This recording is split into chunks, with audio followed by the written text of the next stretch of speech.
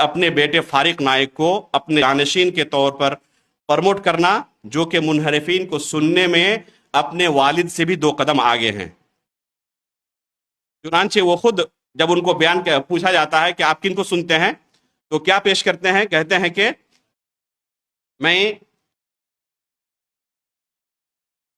طارق جمیل صاحب کو، طارق مسعود صاحب کو، مفتی تقی عثمانی اور انجینئر علی مرزا کو تھوڑا تھوڑا سنتا ہوں، اور ڈاکٹر اسرار احمد کو سنتے رہتا ہوں۔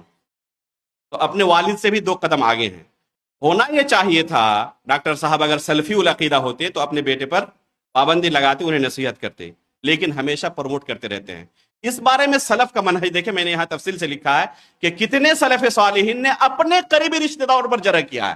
امام علی بن مدینی نے اپنے والد پر، اسی طرح امام شعبہ نے اپنے بیٹے پر جرح کیا ہے، امام جریر بن عبد الحمید الضبی نے اپنے بھائی پر جرح کیا ہے۔ تو دین کی حفاظت سب پر مقدم ہے، کس پر کیا آنچ آئے گی سلف اس کو نہیں دیکھتے تھے، دین کو سب پر مقدم رکھتے تھے۔